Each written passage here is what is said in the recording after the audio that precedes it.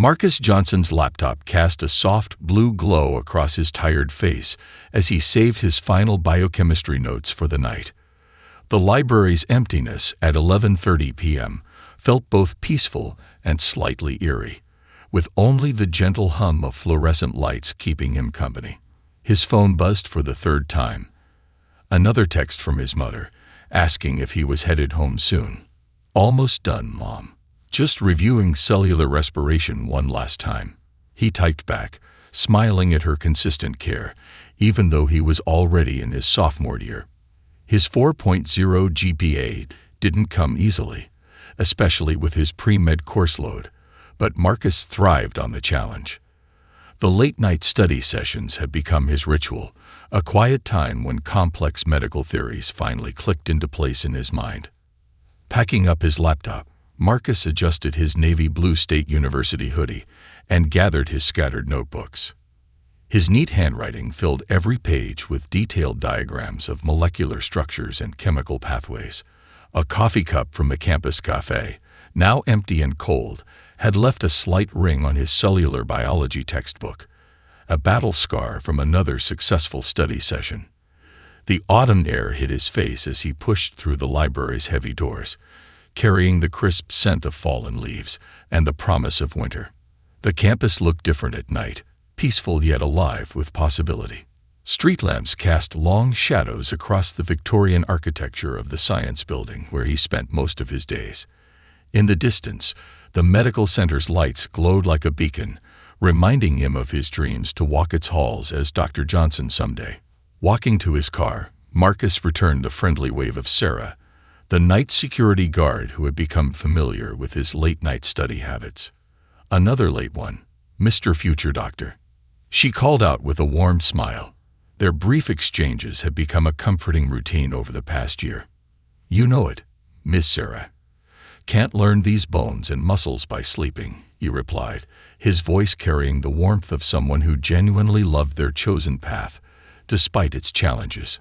Settling into his well-maintained 2015 Honda Civic, a high school graduation gift from his parents, Marcus placed his laptop carefully on the passenger seat next to his meticulously highlighted textbooks. The car still showed signs of his father's dedication to teaching him proper maintenance. The interior was spotless, and every fluid had been checked just last weekend during their regular father-son car care session. His phone buzzed again. This time, it was his study group's group chat, confirming tomorrow's meeting to review for their upcoming organic chemistry exam.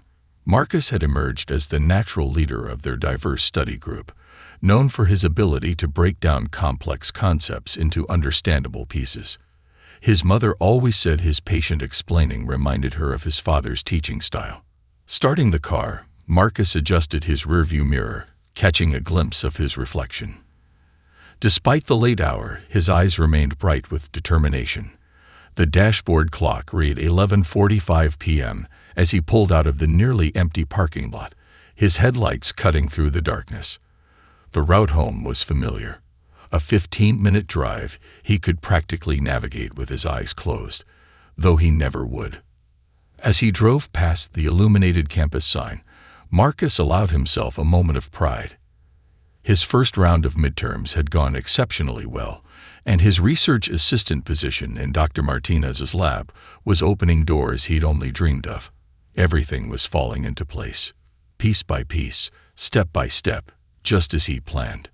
The night wrapped around his car like a quiet embrace as he headed home, unaware that this ordinary evening was about to become anything but. The flash of blue and red lights in Marcus's rearview mirror pierced the calm of his drive home. His hands instinctively tightened on the steering wheel as he checked his speedometer, exactly at the speed limit. Years of his parents' careful instruction kicked in automatically. Signal right, pull over smoothly, turn on interior lights, keep hands visible. Officers Barrett and Sullivan's patrol car came to a stop behind Marcus's Honda, their high beams casting his shadow against the windshield. Marcus took a deep breath, remembering his father's words, "Stay calm, be respectful, and remember who you are." His student ID hung from the rearview mirror, catching the flickering lights, while his white lab coat from his research physician lay neatly folded on the back seat. Through his side mirror, Marcus watched Officer Barrett emerge from the driver's side, his hand resting near his holster. Officer Sullivan followed, flashlight beam already scanning the interior of Marcus's car. The beam caught the reflection of his medical textbooks, his laptop still showing the biochemistry notes he'd been studying earlier. License and registration. Officer Barrett's voice came sharp and quick, before he'd even fully reached the window. Marcus kept his movements slow and deliberate, narrating his actions just as his parents had taught him. "My license is in my wallet, in my back pocket, sir. I'm going to reach for it now." Marcus spoke clearly, his voice steady despite his racing heart. "The registration is in the glove compartment. Would you like me to get that as well?" Officer Sullivan's flashlight beam swept across Marcus's face, then lingered on his State University hoodie. "You're out pretty late," he commented, his tone carrying an edge of suspicion that made Marcus's stomach tighten. "Yes, sir. I was at the university library studying. I'm a pre-med student, and we have midterms this week." Marcus gestured slightly toward his books, careful to keep his other hand on the wheel. The light caught his student ID, clearly showing his smiling photo and academic credentials. "Step out of the vehicle," Officer Barrett suddenly commanded, his hand now fully resting on his weapon. Marcus's mind raced.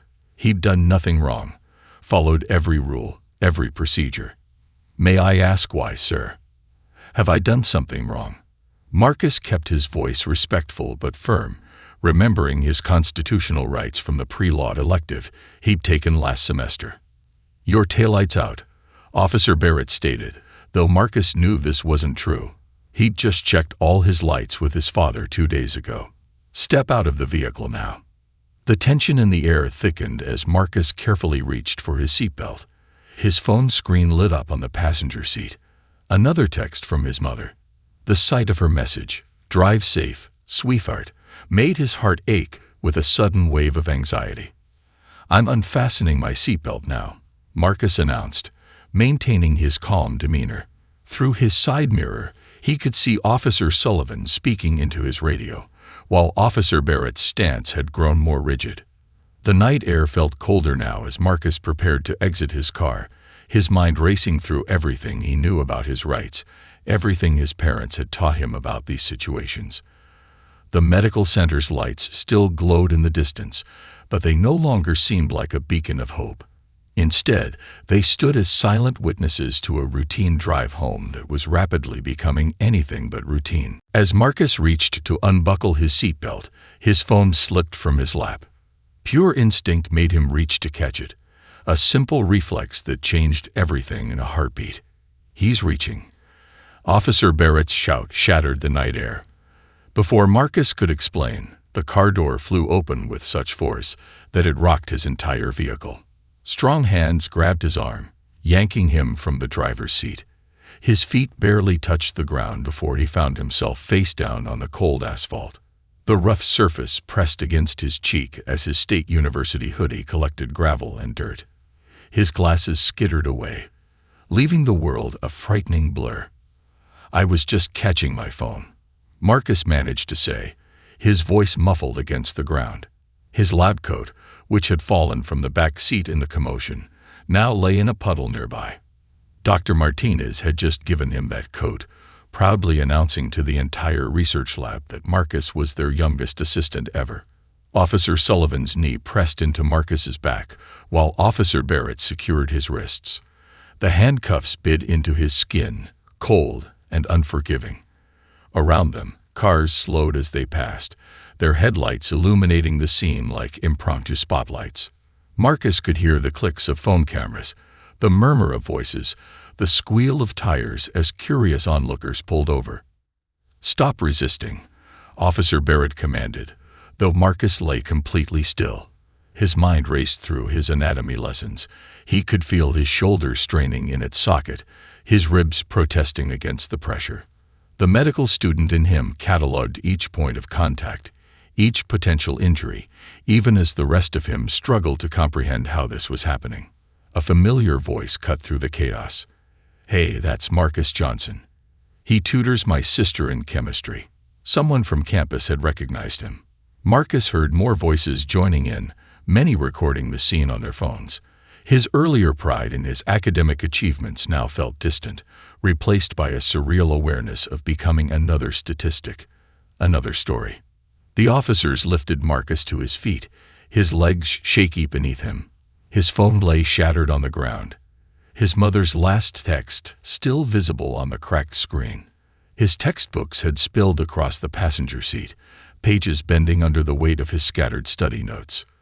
The biochemistry diagrams he'd spent hours perfecting were now scattered by the evening breeze. As they led him toward the patrol car, Marcus caught his reflection in his car's window. His hoodie was torn, dirt smudged across his face where it had been pressed into the ground. The medical center's lights still glowed in the distance, but now they seemed to mock his dreams of walking those halls as a doctor. "My glasses," Marcus said quietly, spotting them in the beam of a flashlight. "Please, I need them for driving." Neither officer responded. Instead, Officer Sullivan began searching his car, while Officer Barrett recited his rights in a mechanical tone that suggested he'd done this countless times before. The growing crowd of onlookers included several faces Marcus recognized from campus. Fellow students from his study groups, people he'd tutored, even a professor he'd had last semester. Their expressions ranged from shock to outrage to helpless concern. Someone was already on the phone, speaking rapidly about what they were witnessing. The night air had grown colder, or perhaps it was shock setting in. Marcus could feel his hands trembling where they were cuffed behind his back. His shoulder throbbed, and each breath brought a sharp pain in his ribs. The simple act of catching a falling phone had somehow transformed his ordinary study night into something that would change his life forever. Rebecca Johnson sat beside her son's hospital bed, her nurse's training warring with her maternal instincts. Her practiced hands documented every injury with clinical precision. The bruised ribs, the swollen shoulder, the abrasions on his face. But her heart ached with each wince of pain that crossed Marcus's face as the doctor examined him. David Johnson paced the small emergency room, his phone pressed to his ear.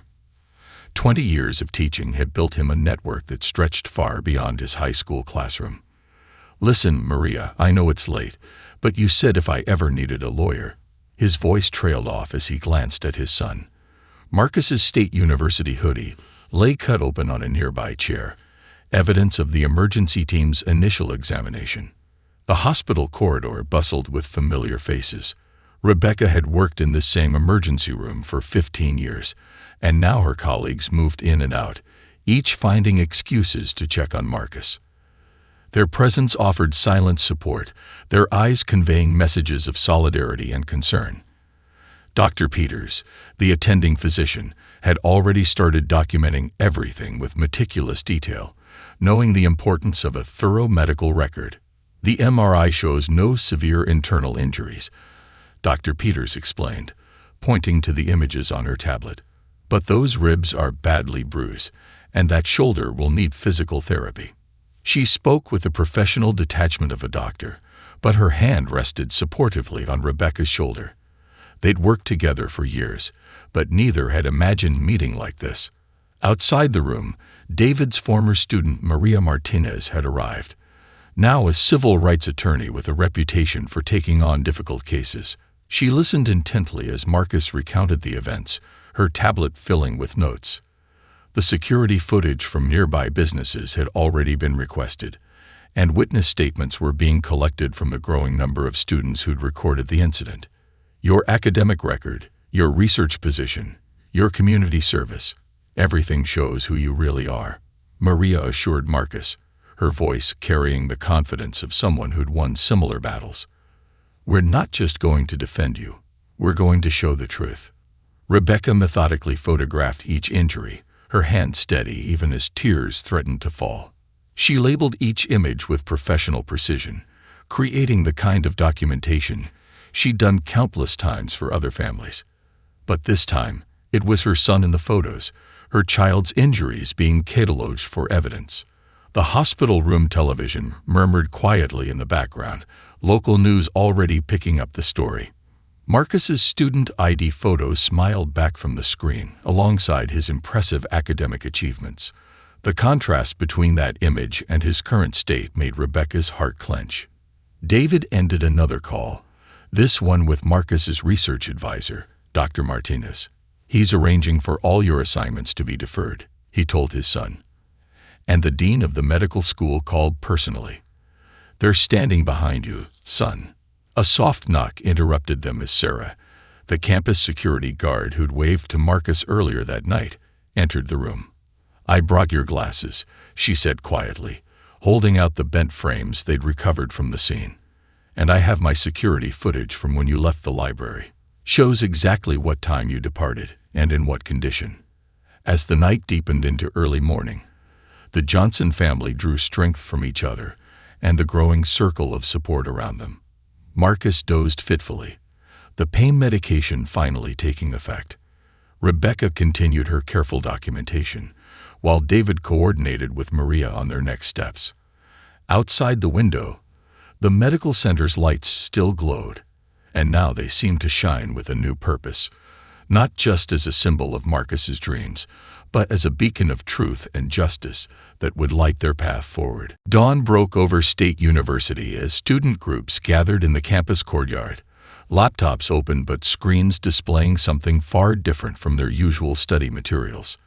Security footage from multiple sources played in synchronized windows across their screens, each angle telling the same story of the previous night's events. The campus coffee shop's exterior camera had captured the initial stop, its high-definition clarity showing Marcus's careful compliance.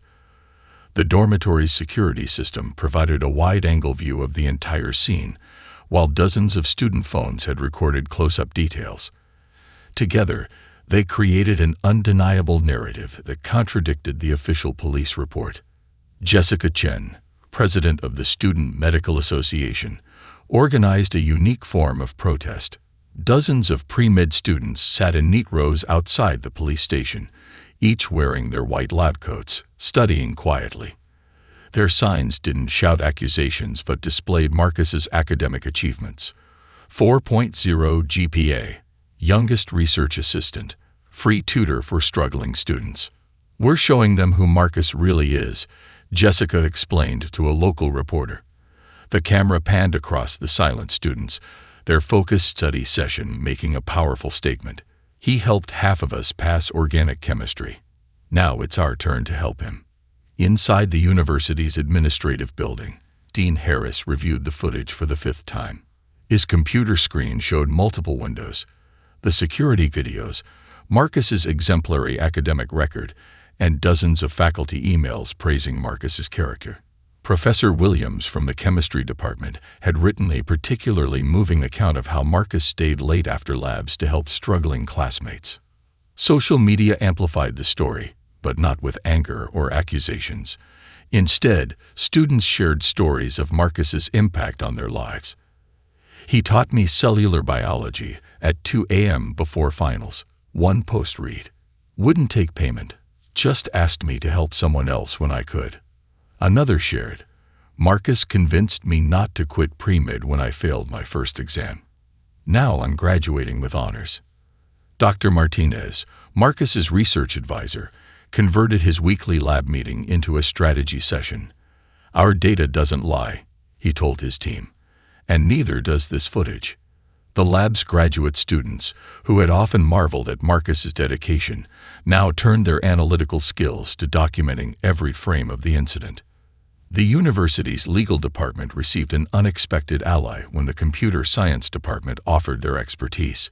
"We've enhanced the audio," Professor Jung explained, her software clearing background noise from bystander videos. "Every word is now distinct and time-stamped." Local businesses near the incident site stepped forward with their own surveillance footage. The owner of a nearby convenience store had already preserved his security recordings. "That young man buys coffee here every night," he said, handing over the files. "Always has a kind word for everyone." As evening approached, the silent study protest had grown. Medical students were joined by law students who conducted mock case reviews, engineering students who analyzed the physics of the incident, and journalism students who documented everything. Their quiet dedication drew more attention than any shouting could have. Sarah, the security guard, had become an unexpected hero after providing her testimony and footage. "I've watched Marcus study late for 2 years," she told investigators. "His only crime was dedication to his dreams." The evidence mounted hour by hour. Time-stamped videos, witness statements, photographs, and audio recordings. Each piece contributed to a comprehensive picture that couldn't be ignored. The truth emerged not through confrontation, but through the methodical academic approach that Marcus himself would have appreciated. As the sun set on the second day, the medical center's lights came on again. The students studying outside the police station turned on small desk lamps, continuing their silent vigil. Their message was clear. They would face this challenge the way Marcus had taught them to face their studies, with patience, persistence, and unwavering focus on the truth. The legal process unfolded in the wood-paneled conference room of Maria Martinez's law office. Spread across the polished table lay personnel files, obtained through legal channels, revealing a pattern that made David Johnson's hands clench into fists. Officers Barrett and Sullivan's records showed multiple incidents, each marked, resolved internally with no further action. "They're citing qualified immunity," Maria explained, her finger tracing down a document from the police department's legal team. The morning sun streamed through tall windows, illuminating dust motes that danced above the papers. They claimed their actions fell within standard procedure during an uncertain situation. Rebecca Johnson sat beside Marcus, her nurse's notepad now filled with different kinds of notes, dates, times, incident numbers. Her medical training helped her understand the documented injuries from previous encounters, each case bearing similarities to what happened to her son. "Look at this," Maria pointed to a highlighted section.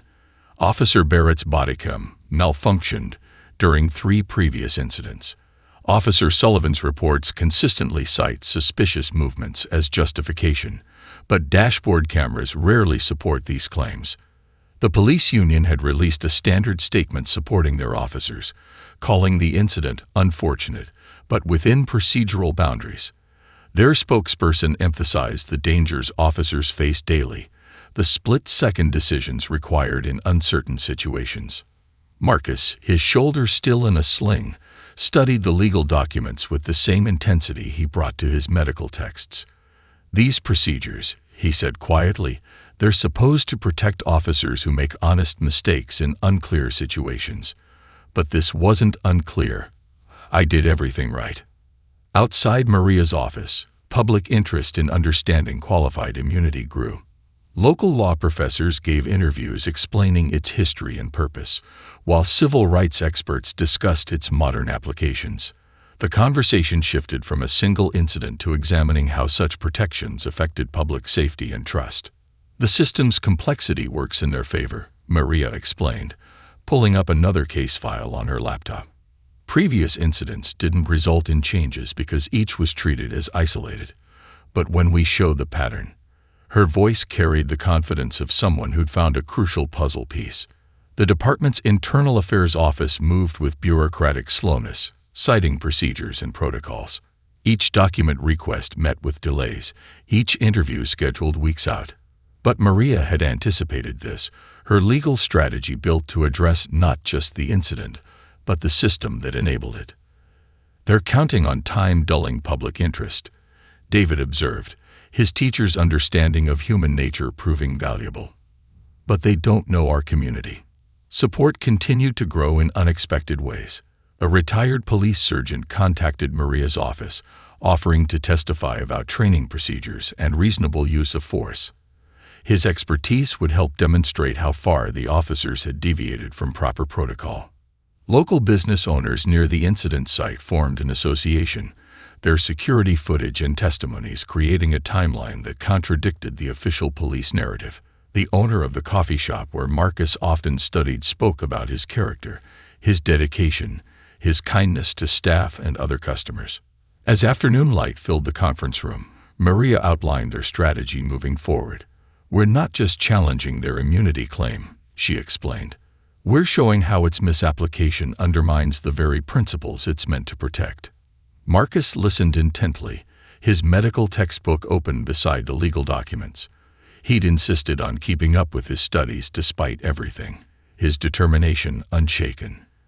"This isn't just about me anymore," he said, looking at the cases spread before them.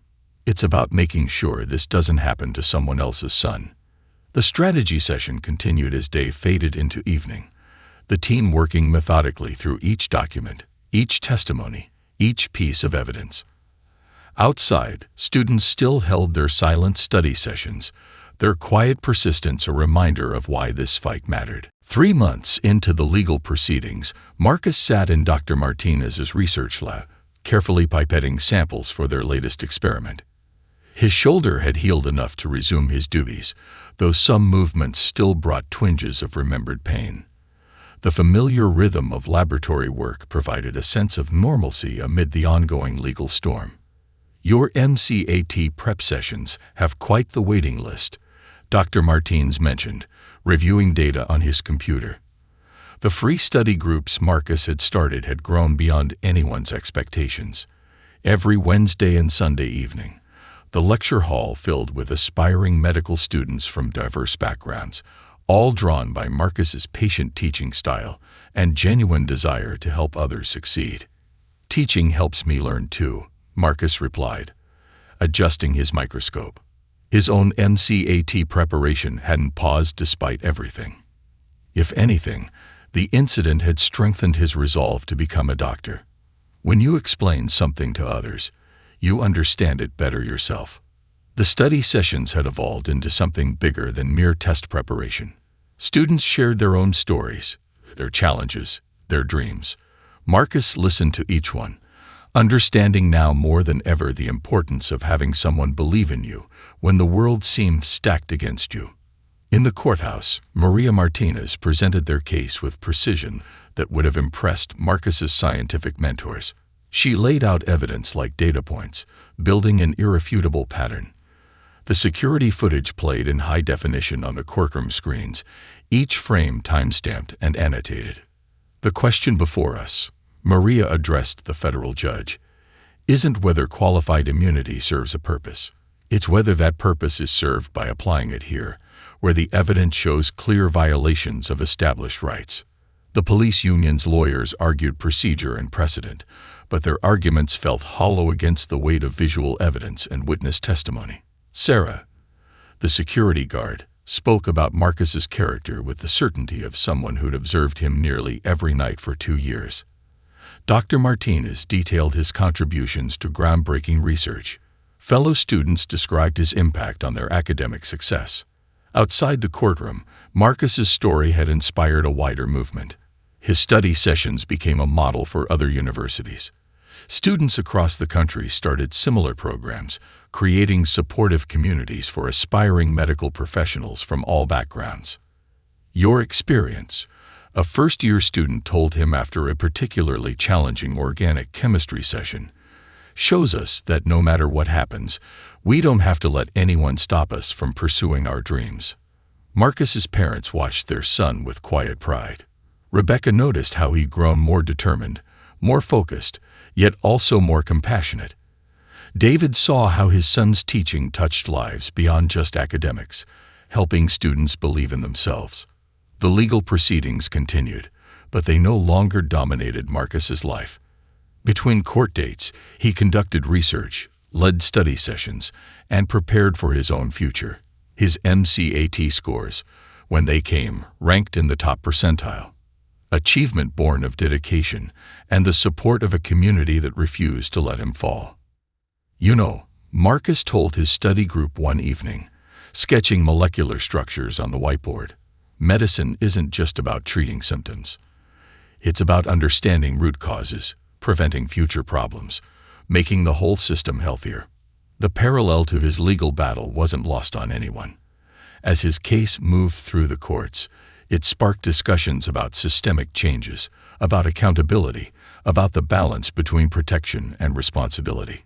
In the research lab, Marcus's experiments yielded promising results. In the study hall, his students mastered complex concepts.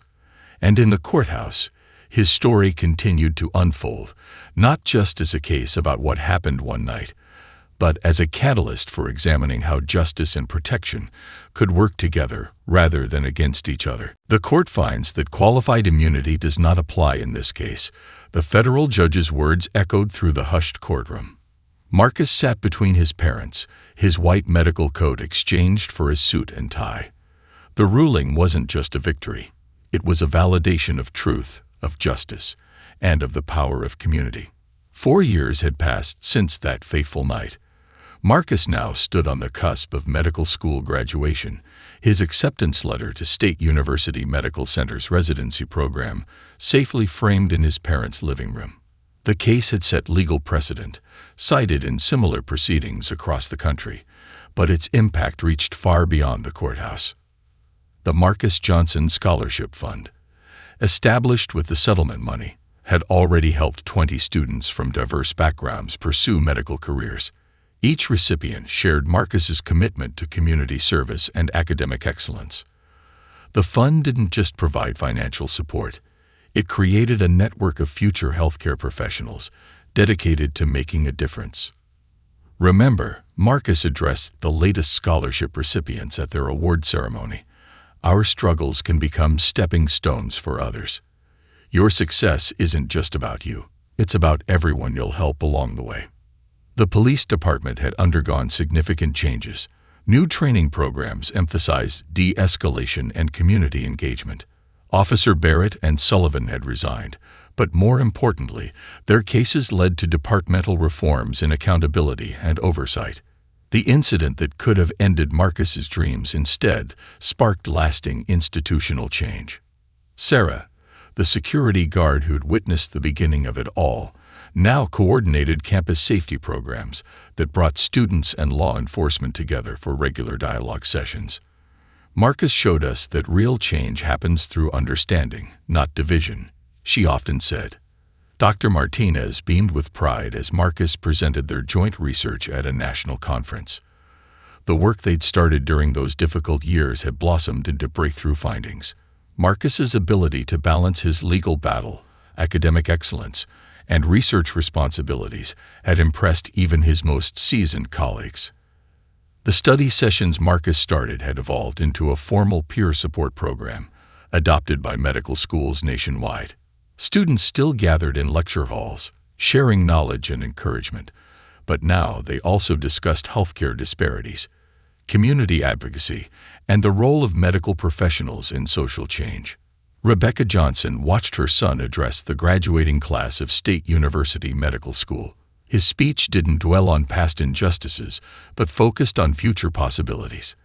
As healers, he told his fellow graduates, we have the privilege of seeing people at their most vulnerable. That trust comes with responsibility, not just to treat symptoms, but to help cure the deeper ailments in our society. David Johnson stood in the audience, remembering the frightened young man in a hospital bed 4 years ago. Now he saw a confident doctor, a community leader, and a symbol of resilience. The legacy of that night lived on, not in bitterness or anger, but in positive change, and countless lives touched. The medical center's lights still glowed in the evening sky. But now Marcus walked its halls as Dr. Johnson, his white coat a symbol of both professional achievement and personal triumph. Each day, he worked to fulfill the promise he'd made to himself during those dark times, to turn adversity into opportunity, not just for himself, but for others. The true measure of justice, Marcus often reflected, isn't just in court victories, but in the positive changes that follow. His story had become more than a legal precedent. It was a testament to the power of education, community support, and unwavering determination to transform moments of darkness into beacons of hope.